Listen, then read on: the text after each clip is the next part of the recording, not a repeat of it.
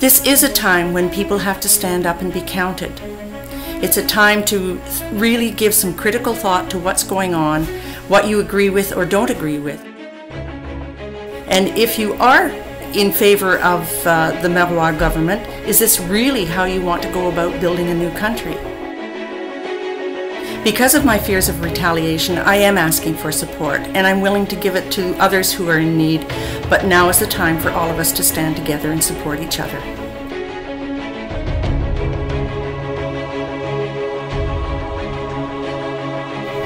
Some black treacle toffee, very hard to get, from England only. Have to hide that. This is a very threatening item.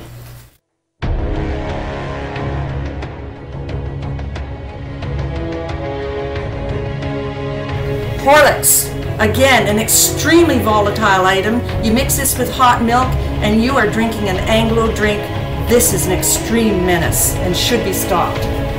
So we've got it back there hiding it.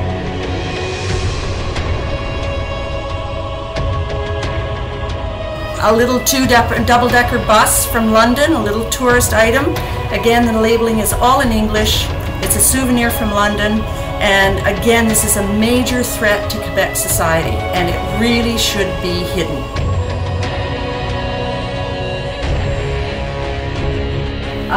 Some mint sauce from lamb in the spring. Big threat, you better hide that. A child's piggy bank, obviously a big threat. Little English crown there, we better hide that.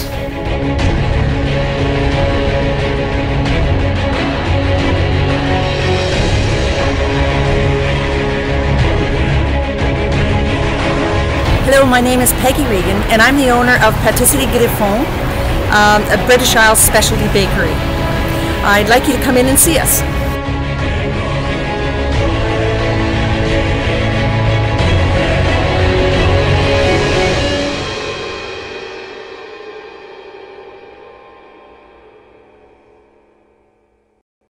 Well, because we're worried about Bill 14, because we're aware of the language police and what they can do in the way of fines, and we're too small to afford the fines that are being passed out, our Guinness coffee mug has now been blocked out because its English logo is illegal. So with this sign, we're now compliant, but it means that people can't see the merchandise they might be interested in buying, and that has a direct economic effect on my business. Let's show you some other things. And by the way, we do deal in French with all our customers who wish to be spoken to in French. We begin with French and only speak in English if they wish it. We've got La Tour, peat from Ireland for burning in your fireplace. It's in French first, but it's not even an English product. This is Irish. This is the traditional Brown Betty teapot from England. It has a little Union Jack under the label, but that's illegal now. This little Union Jack is a threat, so I have to cover it up in order to be compliant. And over here, a colleague of mine has a small business, and he does heritage plaques for people who want their family name researched. This is heritage. This is what Madame Marois' laws are presumably trying to do, is to protect a certain heritage, but it's at the cost of other heritages, because this is a valid heritage too. This is Scottish, or this is Irish, this is Scottish, and this is English. But they're now illegal because the heraldry information is in English only. We do have a sign up that talks about Épreuve d'héritage. This is in French only, but I'm not sure what to do with this section. I guess I have to black it out. And that means that one heritage is being eliminated in order to protect another. And that other heritage, the Francophone heritage here in Quebec, is truly not under threat. It's thriving. And hooray for that. I'm very happy for that. That's why I live in Quebec.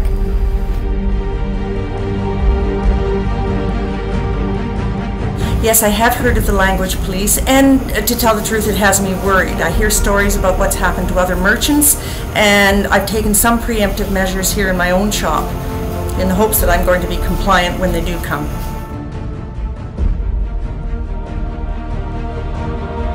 The language police, for me, first of all, we're unique. We're the only place in the world that has language police. I am not at all convinced that they're necessary. and I find it an extreme measure by a government that is obviously aiming towards an insular and introverted Quebec.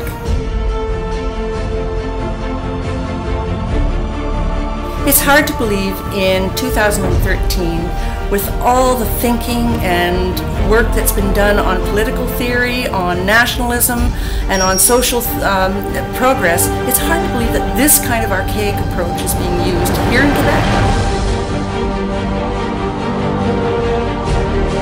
In the long run, measures such as the language police and the fines and the way they are approaching their dealings with non-Francophone merchants and business people, it's bound to have an effect on the economy. Some of us can't afford the fines. Older business owners are really contemplating whether it's not better to just close up shop and leave. That, in fact, is what we feel the government wants.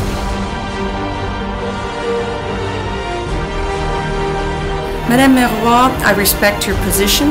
I respect your right to have your views, but I don't feel that my right to oppose and criticize those views is being respected. To eliminate one patrimoine because you want to preserve and protect another is not an honorable way to go about building a country. My message to other business owners, other non-Francophones here in Quebec, we have a patrimoine too that needs to be protected. There have been other times in history and other places where chipping away at these rights was let go because people thought it would never get too bad. The time to protest and to speak up is now, not later, because later could be too late. You've heard what I have to say. I've stuck my neck out saying these things, and so I do need your support. And for all of us who are taking a stand, we need your support. And I'd just like to close on one note. Vive le Québec inclusive. And I want to finish by thanking Mohamed Amin for his initiative in setting up I'm Not Insane, I'm a Limited Edition. I think it's a great idea and it's a great people connection for us to be plugging into. So hooray for you, Mohamed.